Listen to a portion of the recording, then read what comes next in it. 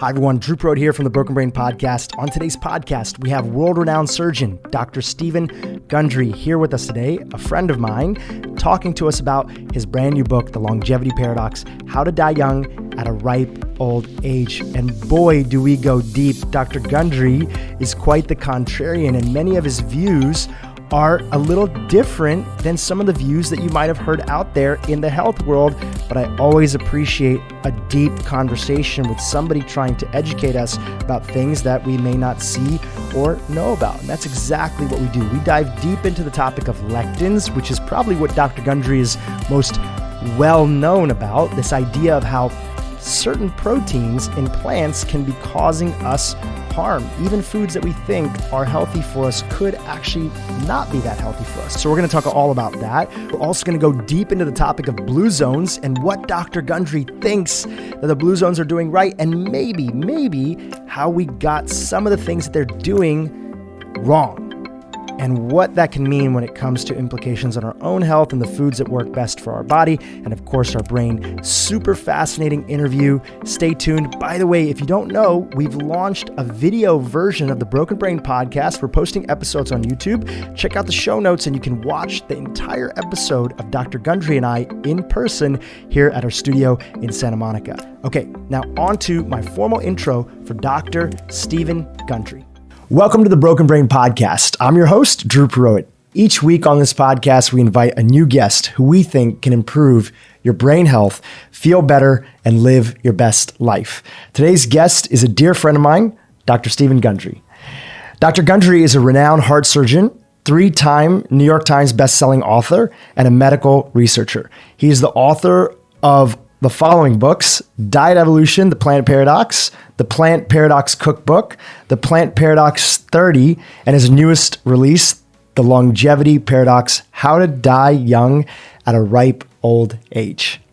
After a distinguished surgical career as a professor and chairman of the cardiothoracic surgery at Loma Linda University, Dr. Gundry changed his focus to exterminating modern diseases with dietary changes. Based on his findings after 2 decades of research, Dr. Gundry is now the leading expert on the lectin-free diet, which we're going to dive into in this podcast, as the key to reversing disease and boosting longevity. He's also the director of the International Heart and Lung Institute in Palm Springs, California, and the founder and director of the Center for Restorative Medicine in Palm Springs and Santa Barbara, where he treats patients 7 days a week. Still treating patients? Absolutely. I got patients Saturday and Sunday this weekend. He's also the co-founder of his own supplement line with a dear mutual friend of ours. It's called Dr. Gundry MD, and the host of the weekly Dr. Gundry podcast. Check it all out. It's in the show notes. Dr. Gundry, thank you for being here on the Broken Brain Podcast. Drew, it's great to see you again, and thanks for having me on. Absolutely. All right. So many people out there know what it looks like to die old and sick. We have plenty of examples of that in our society. Right. Paint us a picture of what it looks like for the opposite, the subtitle of your book, How to Die Young at a Ripe Old Age. Well, I'm actually the only nutritionist who has actually lived and practiced in a blue zone, which I think Loma Linda, California. Loma Linda, right. And I've had the pleasure of studying lots of super old people. And then when I moved my practice to Palm Springs, they don't call Palm Springs God's waiting room for nothing. I have a huge practice in super old people, folks 95 and above. Right. And these are not folks that we associate with being in a nursing home, drooling in their oatmeal and really not knowing where they are. These are people who are active, they're walking their dogs, they're enjoying social activities. The one that I really changed my life 20 years ago when I moved my practice to Palm Springs is Edith Murray. Who you have in your dedication of the book. Yeah. And, Edith, I call Michelle in all the books, but we've outed her this time around. And Edith I met when she was in her early 90s, and I actually thought she was 65 when I met her. I had to look at her notes. I said, there's no way this woman is, 92.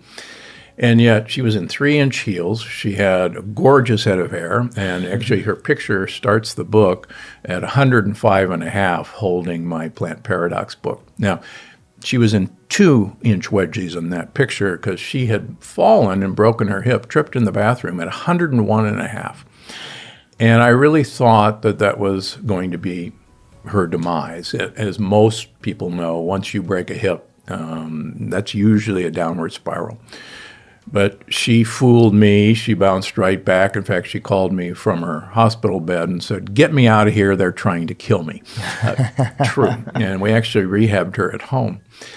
So what I've been able to find and study in these people is, okay, why is it that these people were able to avoid what we consider, quote, normal aging? How did they avoid, having 2 knees replaced? How did they avoid heart surgery or stents? How did they avoid not remembering, where they are anymore? And there are keys on how to do that. And the book is, okay, you want to do that? Here's how to do it.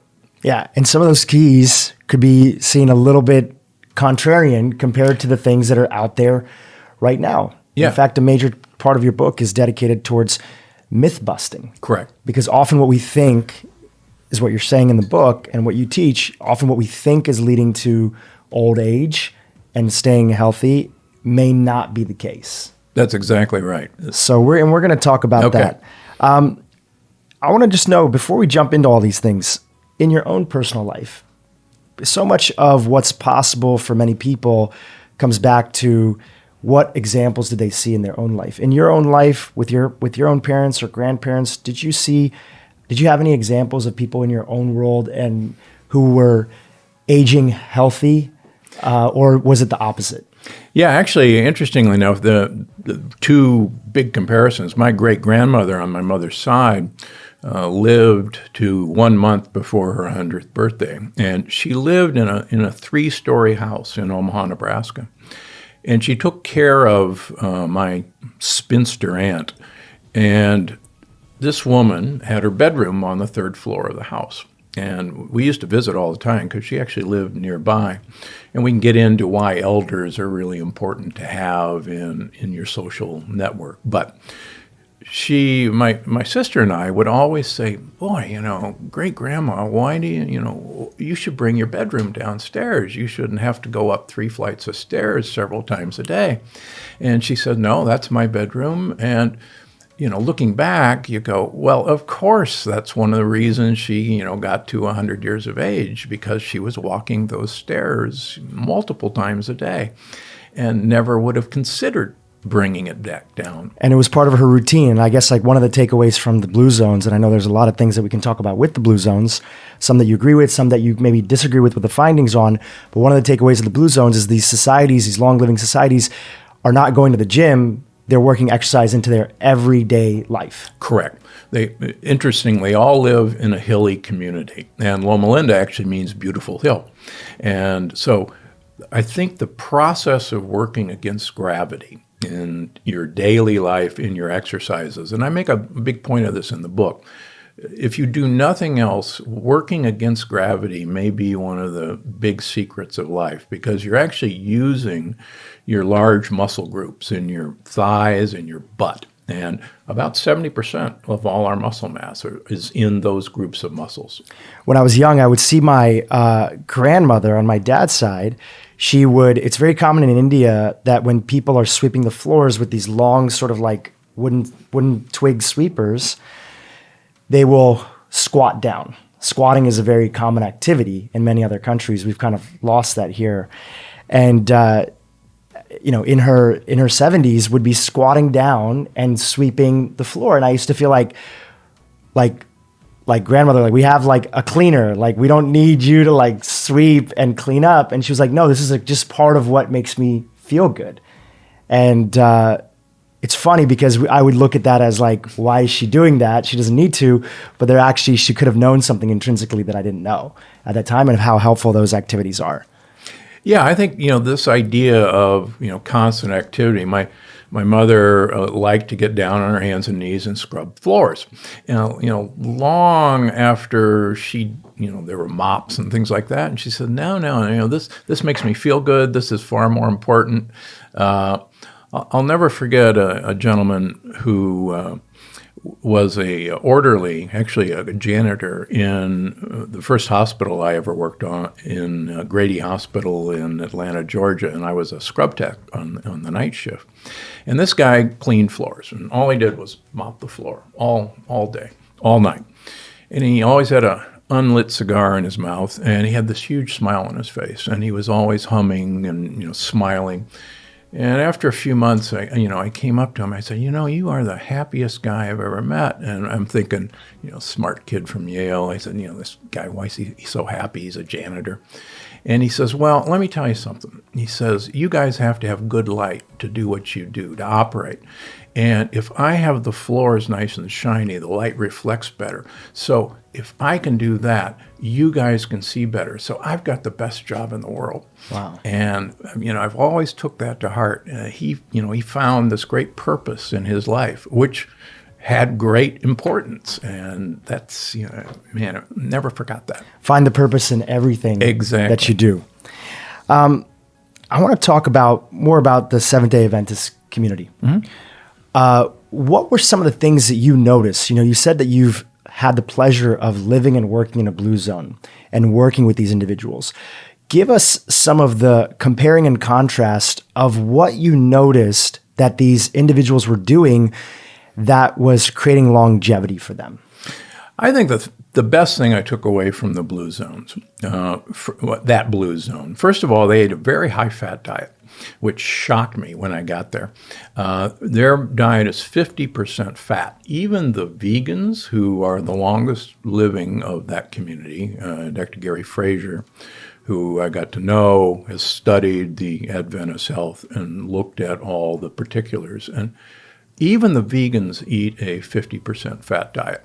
And you wouldn't necessarily walk away with that conclusion if you read the blue zones or some of the summary articles. Correct. For those that don't know, there's these blue zones around the world, and one of the core teachings out of it was that, there's minimal animal foods, and there seems to be minimal fat in the diet. And what you're saying is that percentage-wise of the calories, at least in Loma Linda, it was 50%. Where were those fats coming from? Interestingly, a huge amount was coming from nuts. The Adventist diet has a large amount of nuts, and I make a very strong point in multiple ways that nuts should be a very important part of a long-lived person's diet.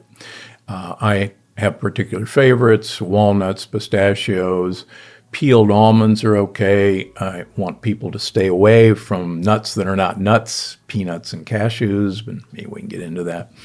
But nuts are a huge part of their diet. And the other thing that was fascinating to me is their major protein source is actually defatted soybeans, which are then extruded under high pressure and high heat to make this funny sounding stuff called TVP, right. Texturized vegetable protein. That you can basically, anybody who's been vegan before or knows about that, it's often what a lot of fake maybe meats early on were made out of. Yep. Before the industry got maybe a little bit more processed. Early days, you could actually buy it in bulk at the health food store. That's exactly right. So tell us, what are the core ingredients? And then you added in the layer of how it's prepared that made it healthy for them. Let's talk about that. Yeah, I looking back, I never understood why they used pressurization and heat in making this. But as I write about in the book, they're cleverer by far than I would have known.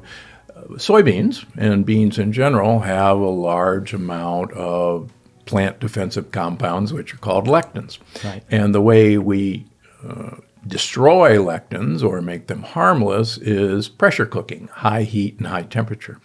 And I was fascinated that the main staple of the Adventists had been pressurized soybeans under high heat. Which is great that you clarified that in the book and you talk about that in the book. I would say that, there's so many debates out there of what diets are the best diets. And there's a strong contingency of vegetarian vegans who are probably not the biggest fans of yours because they feel that you have maybe in their words, demonize certain foods that were a core part of their diet, like beans and lentils.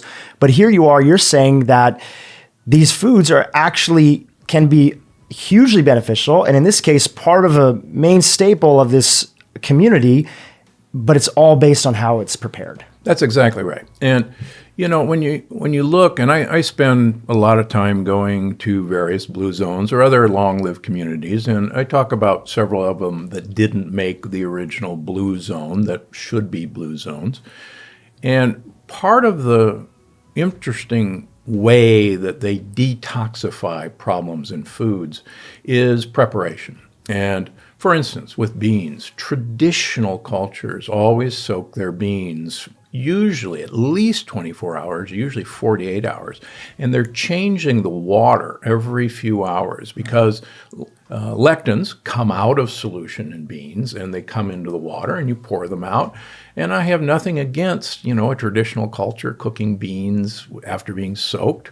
Lentils are probably the safest of the pulses and legumes because they have actually the most protein and the least starch, and they're very thin surface, so you can get lectins out of them very quickly. And in fact, as I talk about in the book, lentils are a rich source of this crazy compounds called polyamines, which may be the secret to the Acciarolis, this little town south of Naples, Italy, where they have more people over 100 years of age per population anywhere in the world. 30% of the population is over 100. That's incredible. Let's zoom back out, because for those that are listening to this podcast and they're hearing this term lectins and they're not familiar with it, give us the breakdown. Why is so much of your work focused around this concept of lectins, these plant proteins? What are they, and what's the problem of why you're saying we should be avoiding them? So plants have a defense system against being eaten, and they have developed this defense system because plants, unlike animals, can't move, and they can't fight, and they can't hide. So they use lectins, which are sticky proteins that are designed simplistically to make an animal ill or to think twice about eating either the plant or, more specifically, a plant baby. So an evolutionary self-defense mechanism that was brought into a plant's DNA as more animals started to evolve on this earth. Yeah, correct. And plants, were here on Earth so long before animals arrived, and the first animals that were plant predators were insects. And there's some pretty compelling evidence that I give in the Plant Paradox that lectins, among other things, paralyze insects by hitting sugar molecules that occur between nerve endings and prevent that transmission. And actually, just this week, I was visiting with a patient in New York City, just to use an example, who had been told by his neurologist that he had peripheral neuropathy and there was nothing he could do about it. And so we put him on a lectin-limited diet, and within 2 months, his peripheral neuropathy was completely resolved. And he says, why doesn't my neurologist know about this? So I'm telling him now. And so talk about some of the foods that are out there that are common that have higher amounts of lectins. But before we get into the preparation of how to make them lectins safe or minimize the lectins inside of there, but what are the common foods that are out there that people are eating that have higher amounts of lectins? Yeah, so the common foods are grains and pseudograins. The lectins in general are on the hull of the grains. So for instance, one of the things that I think has been a huge detriment to our society is the use of whole grain goodness. Cultures traditionally have taken the hull off of grains before they eat them. You will not see a lot of whole grain pasta in Italy. You will not see a lot of whole grain croissants in France. We've traditionally taken the hull off of grains. 4 billion people use rice as their staple, and 4 billion people eat white rice, not brown rice. Right. Rice is actually one of your main examples that why taking the hull off of rice. So as some people know, some people don't know, when you go to the health food store and you buy brown rice, that's maybe rice in its original form, but we don't traditionally eat that in India and other societies. we spend, I mean, if you look at the process of what it takes to take brown rice and turn it into white rice, it's quite an intensive process. That's exactly right. And your argument is, why do we spend all this time? Why have cultures traditionally spent all this time to remove the hull? Maybe they know something that we don't know. So what's in the hull that's causing challenges? So the hulls contain these lectins. There are a few hull-less grains. I was just in Ethiopia 2 weeks ago, and teff is their major grain, and teff does not have a lectin. Sorghum and millet do not have lectins because they're actually hull-less grains, but all the other ones have hulls. And so something like brown rice, which I was looking into, kind of came out in popularity in the US in like the 60s as the nutrition movement started. And we started having like nutritional analysis, and the analysis on brown rice was, well, it has more vitamins and nutrients. Correct. And white rice by itself is just seen as like a simple carbohydrate. So why eat that? Why not eat the whole thing? And you're saying we're missing the boat. Yeah, and we'll step back a minute. Interestingly enough, we have a major defense system. We have multiple defense systems against lectins. This is a balance of power. Plants don't want to be eaten, and animals obviously want to eat plants. And so plants build up defense systems against being eaten, and animals develop, offenses and defenses against the plant's defense. And our microbiome, which I spend a huge amount of all my books talking about, and even more in this book, our microbiome has actually evolved to handle the lectins that we consume. And unfortunately, for instance, grains and beans have only entered our diet in the last 10,000 years. Rice, for instance, is only 8,000 years old. White rice, traditionally, as societies have eaten it, you're saying it's about 8,000 years old. Yeah. That rice was... Which genetically is very recent. Very recent. Very recent.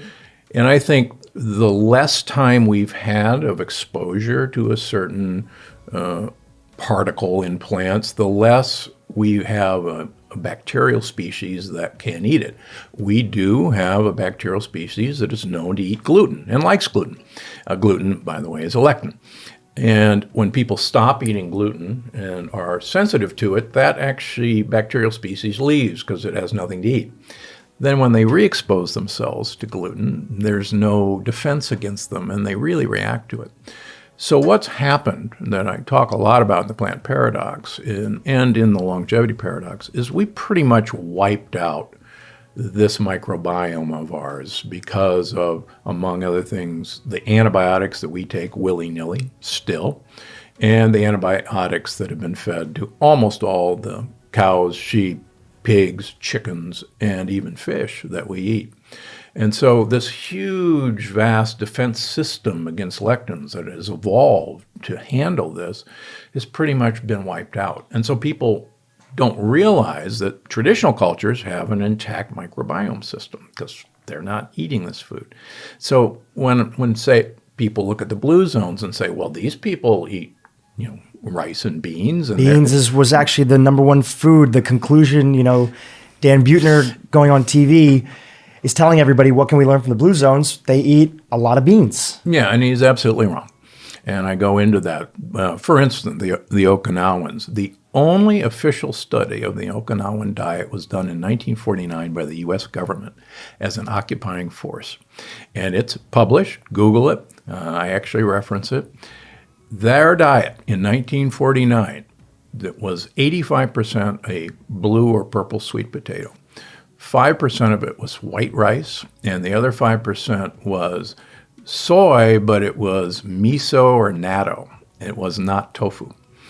And so when someone like Dan, who I respect a great deal, says... without his work, maybe the blue zones wouldn't be out there in the way that they're talked about. Absolutely. But to categorize the blue zones with they all eat beans and rice is absolutely not true.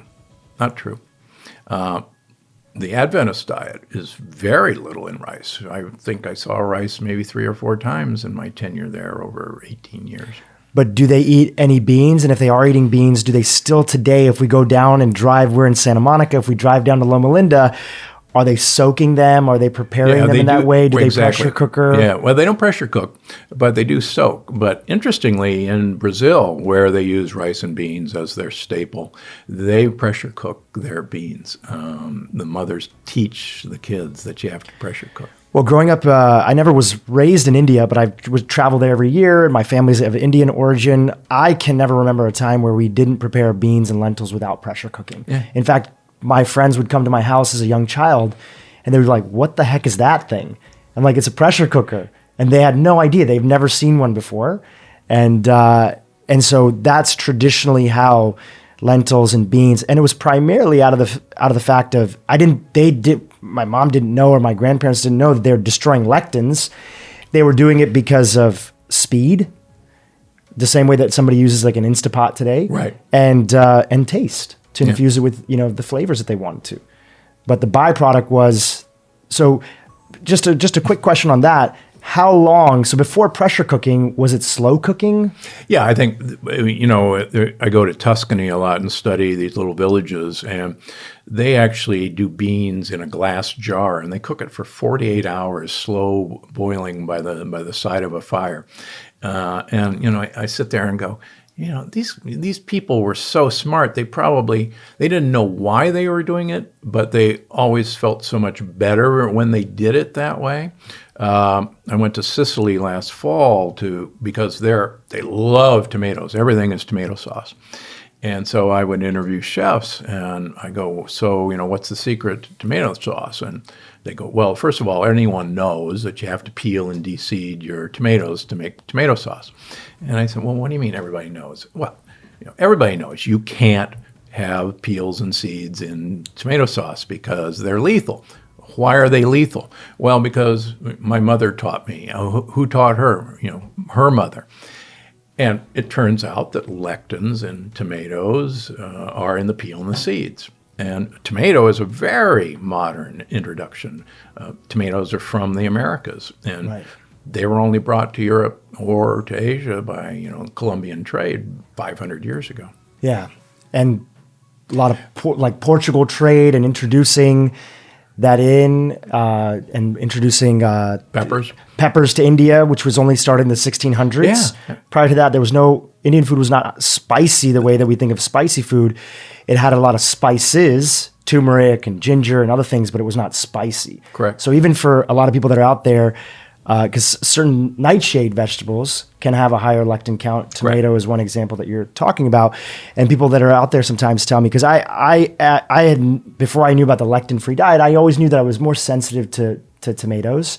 And when I would eat out at Indian restaurants and things, I wouldn't feel as good. And then I kind of got into my own food journey and stopped eating as much grains and lentils and beans just because I thought digestively I felt better. Mm-hmm. And gluten as well, I felt better, which I want to come back to because I know you have some thoughts on that.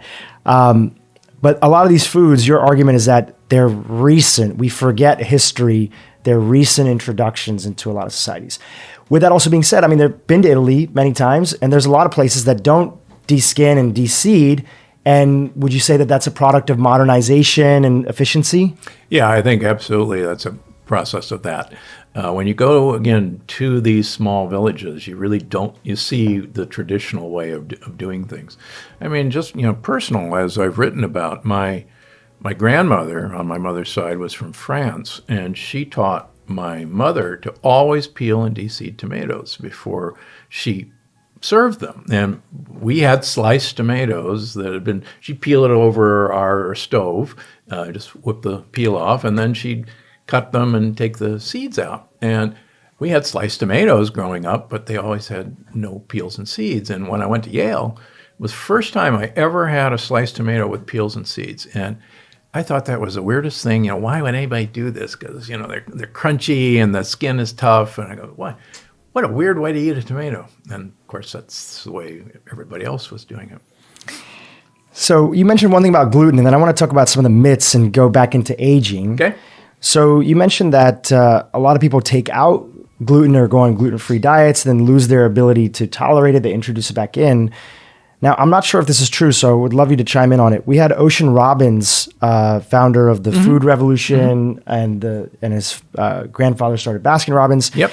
He said one of the problems with a lot of the genetically modified foods that are out there is that they are genetically modified to increase the lectins in there. Is that true? That's actually true.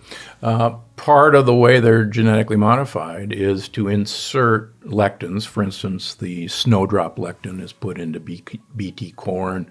The tomato that most people eat has had additional lectins inserted in the tomato because lectins was the plant defense system against being eaten by insects. So it's funny, I mean, GMO folks know that if you want to make something more resistant to predation, you insert more genes that produce lectins. And yet, my critics say, lectins don't have anything to do with it. Well, apparently, most people who genetically engineer, crops know a whole lot that lectins are, the defense system. So I guess that's one of the challenges with a lot of the wheat in the U.S., especially because it's GMO. Is it, are people reacting to the gluten? Or are they reacting to the GMO foods or the glyphosate? Yeah, I think it's glyphosate. I really do. I think we have to be aware that glyphosate is now used on non-GMO crops as a desiccant. And it's used on almost all wheat, almost all oats, almost all soybeans, almost all canola in this country to dry the plant out because it's easier to harvest. These huge mega corporations, these combines, these harvesters cost over $1 million a piece. And you have to have a field ready to harvest on a particular day and not depend on weather. So what they actually do is, field X is going to be harvested 3 weeks from now. We're going to go spray field X with Roundup. Field X is going to die, it's going to dry out, and then our 10 combines are going to be there, and then we'll move on to field Y that was sprayed the next day. And so this has been mechanized into drying crops with Roundup so that you can harvest it. And then nobody's going around with a little cloth washing the glyphosate off the corn and the soybeans and the wheat and the oats. They're then fed to animals, and they're put in all of our breads, all of our cookies, all of our crackers. You probably saw a couple of weeks ago that they looked at 35 oat products on the shelves in our stores, and most of them had significant, beyond tolerable levels of glyphosate in this product. I mean, Cheerios, for instance, granola bars. And so what's wrong with that? Well, what's wrong with that is two things. Glyphosate absolutely makes us more sensitive to gluten, but probably most importantly, people need to realize that Monsanto patented glyphosate as an antibiotic. They did not patent it as an herbicide. And what that means is an antibiotic kills bacteria. That's the definition of an antibiotic. It's a patented antibiotic. So we now know that glyphosate kills our intestinal bacteria. And work out of MIT shows that, forget even all that, glyphosate in and of itself causes leaky gut, breaks tight junctions. So we've unleashed, this Pandora's box. Most California wines have glyphosate in it because the weeds were between the rows were sprayed. Even a couple organic California wines have glyphosate in them. It's incredible. We are living in a modern day experiment. Yeah. And nobody knows how it's going to turn out, but it's not looking good. Okay, I want to go back to the core themes inside your book because there's so much about longevity that we want to touch on. But thank you for giving that basis of understanding on lectins, because it's a core part of your work and it's a big part of what you want to introduce into the conversations of healthy eating. So in your book, you talk about the myths of aging and longevity. Correct. And the things that we think that supposedly keep us living longer and how they may not be. Now, I want to touch on some of those myths. We've already covered a little bit, but one of the core ones is that, you see a lot of headlines that are out there that talk about the Mediterranean diet and how the Mediterranean diet, which has a lot of research behind it, absolutely, is one of the diets that some of these blue zones are eating. What do you like and what do you not like about the Mediterranean diet, and what are some of the myths that are out there about it? Okay. So I think the number one beneficial effect of the Mediterranean diet is the consumption of polyphenols. And polyphenols are plant compounds that we now know our gut microbiome eats and benefits from that, and then takes those compounds and makes them available to us. Polyphenols, we used to think that polyphenols were antioxidants, but as the chairman of the polyphenol conference that I go to every year says, anyone who thinks that there are antioxidants in polyphenols, just leave the room, because I don't have time to convince you that there's no such thing. Because they're not in there? Yeah, they're not in there. They work in totally different ways. So olive oil is a huge part of the Mediterranean diet. And the polyphenols in olive oil probably are some of the most miraculous things that you can ingest.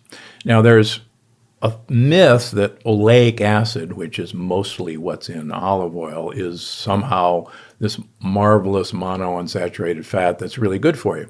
There's nothing particularly unique about monounsaturated fat like oleic acid. It's what that oil contains in terms of the polyphenols that are the beneficial part. And the more polyphenols it contains, the better, quite frankly. Why do we want olive oil? Number one, it grows brain cells. And that was, I think, the striking finding out of the Spanish study, the PredMed study, that looked at 65-year-old people. To simplify it, one group had to use 1 liter of olive oil per week. 2 of these, basically. Right. A massive amount. They actually had to exchange their bottle at the clinic and get a new one every week, so that was their control. The second group ate the equivalent amount of raw nuts, and the third group ate a low-fat Mediterranean diet. So they all ate a Mediterranean diet.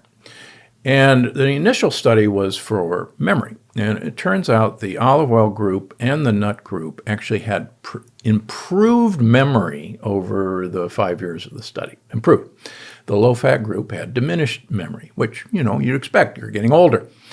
So it actually, we now know, looking at how that happened, is that the components in olive oil actually stimulate brain-derived neurotropic factor, BDNF.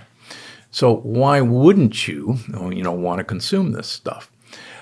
The other thing that is fascinating that came out of work from the Cleveland Clinic, we know that bacteria in our gut love to take certain animal proteins, particularly carnitine and choline, and make a rather nasty compound called TMAO, which absolutely stiffens blood vessels and probably is a major factor in atherosclerosis.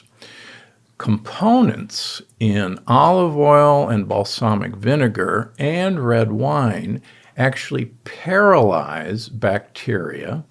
They don't kill the bacteria, but they paralyze the enzyme systems of bacteria so they can't take choline and carnitine and turn it into TMAO. And it's actually a huge credit to the Cleveland Clinic researchers who originally wanted to prove that animal protein is really bad for you because it produces TMAO. And then they said, well, wait a minute.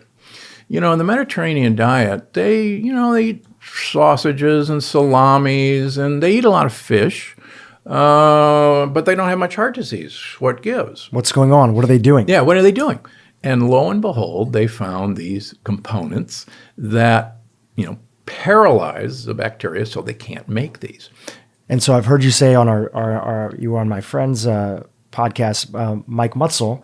So you talked about one of the things that was traditional, let's say in Italy and some other places in the Mediterranean, that this could be one of the reasons why people would have wine with a meal. Absolutely. Yeah, and again, we can get into the social aspects of wine consumption, and the striking thing is that wine is a beverage that's consumed with a meal. It's not consumed at happy hour, right. And so I think we're beginning to understand that there are components of the Mediterranean diet that prevent some of the bad things from happening. And I argue in the book, and there's evidence that, for instance, grains and beans may in fact be a negative part of the Mediterranean diet that's compensated for by all these positive aspects of the Mediterranean diet. And I think you gave even one of the examples that you had in your book was it in Sardinia, the autoimmune disease that was inside there? Tell us about that. Yeah, so Sardinians, another blue zone. The Sardinians do use about 1 liter of olive oil per week. Interestingly enough, the long-lived Sardinians live near the top of hills, so they actually don't consume much fish. They do consume a bread that's made out of buckwheat and wheat, and they actually eat about 10 pieces of bread a day. But they have the highest incidence of autoimmune disease in all of Europe on this island of Sardinia. So, and as you know, over now, half of my patients are autoimmune patients who come to see me. And I'm convinced that autoimmune disease is merely a manifestation of leaky gut. And I say that, I've published on that. So I think they're a good example of maybe what not to do. So sometimes we look at these societies and we think of them as like good and bad, but I think it's part of your work is that it's a lot more nuanced. There's things that they're doing that may be working really well, and there's other things that we could benefit from. In their instance, is the autoimmune, just from what research that's there, and you may not have an answer for it, is that a new phenomenon for them? Because are they living longer and they just have autoimmune? No, is this a recent thing? Well, that we don't know. They're certainly not exposed to glyphosate and things like that. They're not exposed to large amounts of antibiotics. They will soon be exposed to glyphosate because, as most of us unfortunately learned, Bayer now owns Monsanto, right. And Bayer convinced the EU to allow Roundup into the EU. It had been banned. So I'm afraid that, again, the genie's out of the bottle. Right. Well, I mean, many functional medicine practitioners often say that their patients go to Europe and New Zealand and other countries, and they're very sensitive to grains here and gluten, and they'll go and have grains and gluten in Europe, in Paris, in New Zealand. I took my parents to New Zealand about 2 years ago on a big family trip, and I never eat bread, and we were eating bread almost every day, sourdough bread that they make over there. Sourdough bread, yep. And we weren't really having any reaction. No, that's true. And I actually wrote about this in The Plant Paradox. I had a woman who's originally from Eastern Europe who lives in LA and had horrible irritable bowel disease, had 2 autoimmune diseases, and we got her all cleaned up perfect. She went back home and started eating their yogurt and their breads and had no reaction. And she came home and said, "This is great. I'm cured of my autoimmune disease. Look, I ate all this stuff." So she started eating our yogurts and our breads. And within 2 weeks, she was on the phone going, "Oh my gosh, it's back." But I thought, and I said, "No, because you were over in Europe and none of our crap is over there yet." It's crazy. Yeah. And as you were saying earlier, it may change. So we may not be able to do that in the future. And we got to raise the awareness about things like Roundup. Obviously, there's a bunch of court cases that are happening right now. Some big announcements that have happened recently of jury finding Bayer and Monsanto liable for creating the link of cancer. Yeah, there's very interesting animal data that supports that this may cause non-Hodgkin's lymphoma. Right. And it's pretty interesting from animal data. So there's something here. Let's talk about longevity and brain health. What are some of the ideas that you're introducing inside the book when it comes to us taking better care of our brains, especially as we get older, when it comes to things like dementia and Alzheimer's? So I have a very large practice in the ApoE4 mutation, if you will, the quote Alzheimer's gene. 30% of the population carries either one or both alleles of the ApoE4. And I wish it wasn't called the Alzheimer's gene. I have now I have 4 patients in their mid, now late 90s who carry that allele, who do not have Alzheimer's. Now, one gentleman who's 97 runs his company and runs it very well. I have one woman who's 87 who carries the double copy, the 4-4, which is unusual to make it that long. She does not have Alzheimer's. So part of my diet my diet is used by Dr. Dale Bredesen in his Recode diet. And so we think that this is a very anti-Alzheimer's diet. Now, I think your female listeners and viewers should realize, as you know, is that females are more susceptible to Alzheimer's, get more Alzheimer's than males. Right. And that seems odd because females are clearly, much smarter and healthier than men, is a general rule. Right. So one of the things I talk about in the book, which is startlingly good news for females, is if you look at females who have a regular exercise program that started in early midlife and that's continued, these women who have now been followed will have a 90% reduction in Alzheimer's dementia than women who do not follow that exercise program. And the women who are going to develop Alzheimer's do so 11 years later than the non-exercisers. So, think about that. Let's suppose you carry that gene or you carry the double copy, and you, instead of getting Alzheimer's at 80, you get it at 91. Well, 11 years of, good brain, and then maybe in your 90s, that's when it happens. Wow.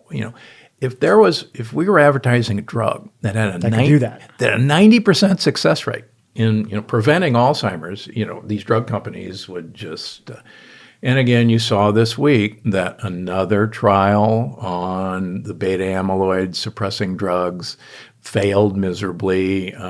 One of these companies looks like they may go out of business. Yeah, a lot of the data and research on the drugs that are out there, there was a big meta-analysis that was published in, I think it was the American Medical Association's own journal, that some of these drugs are actually increasing the likelihood of Alzheimer's developing. Yeah, correct. David Perlmutter was on my podcast a few weeks ago, and absolutely, they probably, rather than prevent it or slow it down, they may actually accelerate the process. So going back to your the point for women, including regular exercise can dramatically cut down. And so let's link that into practicality. What does that look like? So I actually write people prescriptions for dogs. And many people have brought that prescription back, framed, and said, this is the best thing you ever did. I literally have a prescription. Go get a dog. Get a dog. Dogs force you to go out and walk. And I really think that, and dogs bring a wonderful mixed microbiome into us. They are out digging through dirt and sticking their nose where it shouldn't be. And people who have dogs have a much more diverse microbiome than people who don't. So it's a 1-2 punch. It's going to make more diverse microbiome, but it's going to force you to go out and exercise. But don't just go to the gym. You got to find something you like to do. And I think we hear this ad nauseum, but find something you like to do. Otherwise, you're just not going to do it. That's why gym memberships in general go unused, because it's not a whole lot of fun. Besides your dog, what do you like to, besides walking your dogs, what do you like to do? So I do a spin class about 3 times a week, at least twice a week, where I do HIIT training, high intensity interval training, spin classes. Because a lot of the data out there seems to be pointing in the direction that it actually is good to do having some sort of resistance, whether it's with weight or doing some sort of, because the question is always, people come on this podcast, the question is always, is walking enough?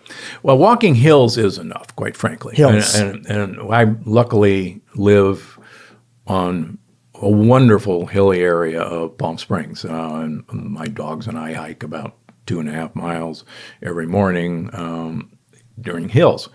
Having said that, I have a program in the book of only 5 minutes a day where, you're right, strength training is really the most important thing you can do. And in his later years, I got to know Jack LaLanne, who's really the godfather of nutrition and fitness in this country. And Jack used to say there's only 2 exercises that a human being needs to do for perfect health.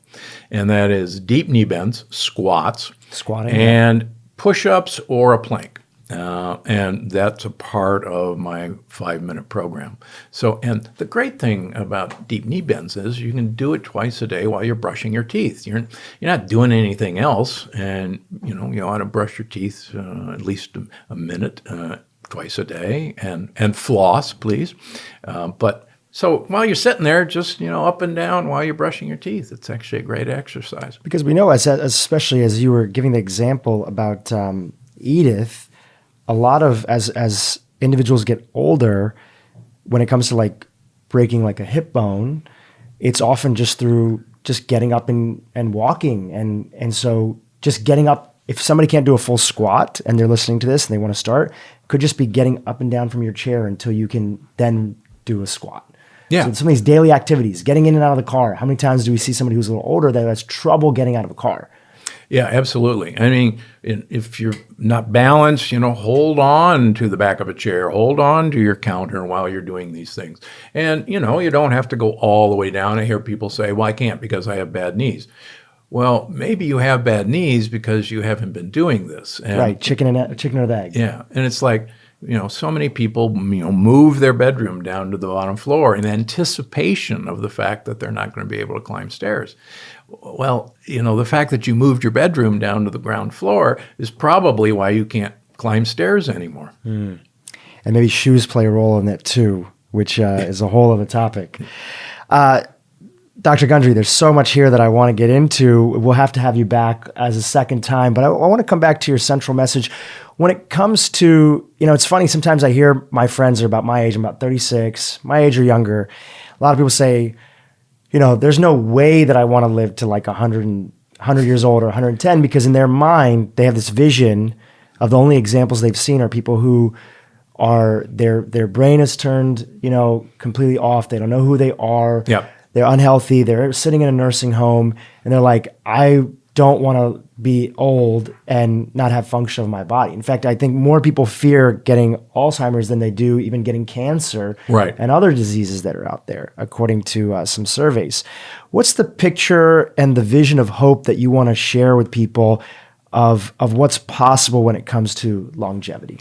One of my favorite stories that I pretty much finished the plant paradox with was that I had an 85-year-old woman who had diabetes, high blood pressure, heart disease, and she came to me now 12 years ago, and she said, you have to keep me alive because I have a daughter who's mentally disabled, I'm her sole support, she lives with me, and I can't die.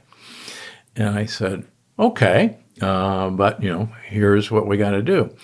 Well, we recently celebrated her 97th birthday. This woman used to be a model as a young woman, and she used to have bright red hair. Well, she's dyed her hair bright red.